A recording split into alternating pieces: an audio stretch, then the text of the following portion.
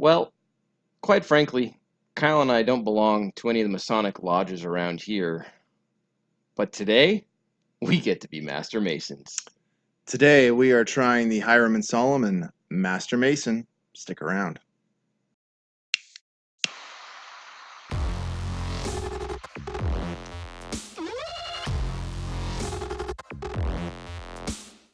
What's up, everybody? You're watching Dad Smoking Cigars. Kyle and Tim back again with another fresh review. So this time, we're going to be reviewing the Hiram and Solomon Master Mason. So what better way to review it than with a cut and a light? Here we go. Let's get it started. We were very gratefully sent these cigars by someone who's become a very good friend of ours, one by the name of Linda Baird. We just want to give her a quick shout out on this video. She's been an amazing supporter, and we're super excited to try these and share our thoughts with you guys. I gotta say, Tim usually has really cool stuff that I like to borrow from him, and his cutter is no exception. I really need to get one of my own. It's a Calibri Deep V, and I absolutely love it. Although I do have my eye on some of the new cutters, especially Deep V from Lotus. Yes. So keep your eyes open. That may be coming soon. We'll see. Absolutely. So let's go for some dry draw notes. Ooh, I'm definitely getting like some dates and raisins in there. I was just going to say raisins. With a very subtle hint of cocoa. Mm-hmm. But it's really tasty. And that's saying something because, quick little story, earlier I burned the hell out of my mouth when I was eating dinner. Oh, good for you. So I was like scared to death. I killed my taste buds and it was going to completely ruin this experience for me. But thankfully, that is not the case. And this cigar, as you can see, has a foot band as well as a regular band. The foot band on it says Master Mason. Yep. Just wanted to show it off real quick. Yeah, before we rip it off. That off the foot. And as always, be lighting my cigar with a Vertigo lighter, Vertigo by Lotus. Hence why I would love to have a Deep V Lotus, but we'll see what happens. Yeah, in due time. Everything in due time. There you go. I can't get my foot band off. It was on nice and snug for me, but I ended up peeling it down. All right, well, here we go. Here we go. Yes, yep.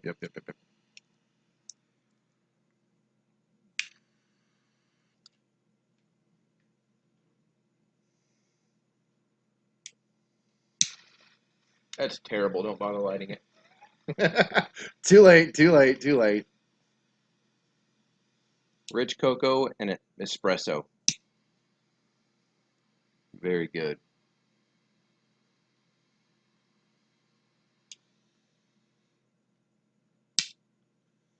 That definitely hits the spot. Absolutely. And you know one of our favorite things? Smoke output. Oh yeah. Tons of smoke output. I can't say enough how much it drives me insane when there's not enough smoke output because it kind of dulls the experience. When you have to work at it, it's just not fun. Well, yeah, it's like you're trying to suck a golf ball through a garden hose. There you go. That's not the way you want to smoke a cigar at all. And on that note, we're going to get through the first third. We will leave you to think of what it's like to suck a golf ball through a garden hose and come back to you at the end of the first third. See you in a second. Hey everybody, we are at the end of the first third for this Hiram and Solomon Master Mason, and as we said at the beginning, we had lots of good flavor notes, but it has continued to develop in really, really delicious ways. I got to about 2 minutes ago, and then I broke off the ash. It did not fall off on its own. I broke it off myself, but tons of smoke output, tons of flavor notes. But what are you getting, Kyle? Well, kind of like how I said in the beginning when we first did the dry draw, when we did we're smelling the cigar and smelling the foot and everything like that.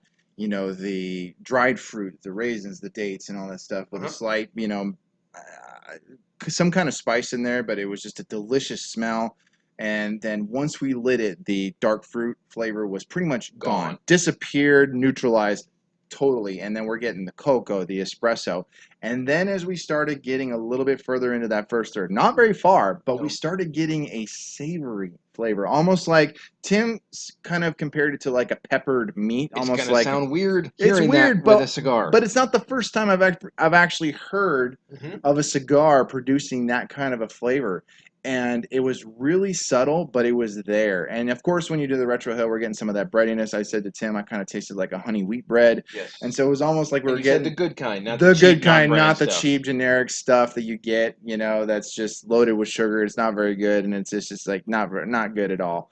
But a little bit of honey wheat bread, a little bit of that savory. So I think we were having for a moment there, we were having an open faced beef sandwich there for a It second. was really good, and that's probably a good way to sort of nickname the first third of this, Yeah. as it's like an open-faced beef dip, if you will. Hmm. But uh, without drawing out the first third too long, Yeah. picture having the texture in your mouth of like a peppered beef jerky or like a really good piece of tri-tip Or with kind of pot roast almost. that peppery meaty texture. Yeah. That's what it's like in your mouth. And I'm still getting that a little Mhm. bit. I'm And still getting that. it's going to sound counterintuitive, but there's almost a creaminess of the smoke output Hmm. mixed with that. So it's really good. A little sweet, little savory. I mean, it's a very complex cigar. It It's the is. most complex I've had recently, and it's fantastic. I'm Absolutely. loving it, and the aftertaste isn't bitter.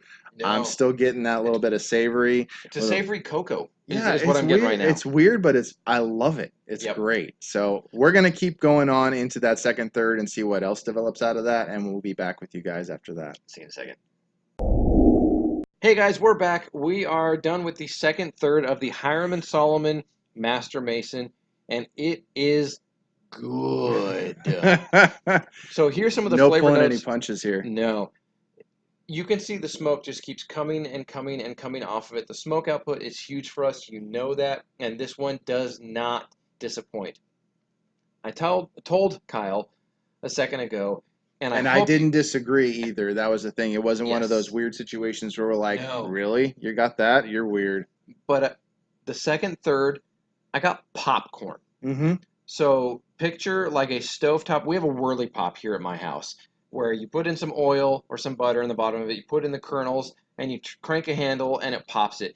It's literally like a salted stovetop toasted popcorn, but it's delicious. Mm-hmm. I mean, there maybe that's because of the earthy note or Or sort maybe of like almost like a kettle corn. like a kettle corn grain. Yeah.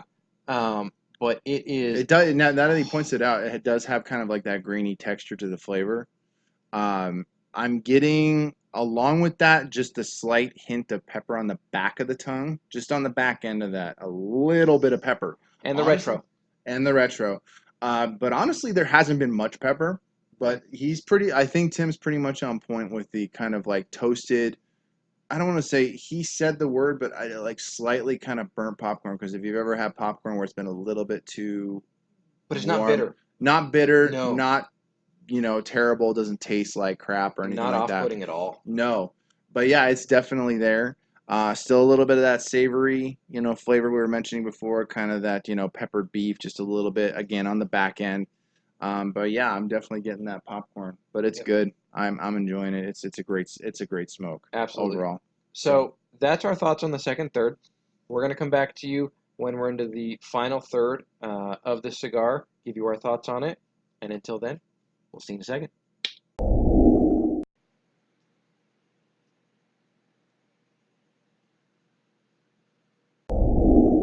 All right, guys, we are in the final third of the Hiram and Solomon Master Mason. yep, And the flavor notes have changed, in my opinion, pretty dramatically. yeah, definitely. Gone from the sort of savory popcorn kind of a note to very, very full-bodied Oh yeah, uh, and and and packs a punch. and peppery and full-bodied punch that you would expect with a good full-bodied cigar. Mm-hmm. Pepper is not just on the retrohale; it is very prevalent in its final third, Yes. and it is still not to the point where it's going, oh, I don't enjoy it, because it's good, great smoke output, great burn, all those different things, but it's getting hot.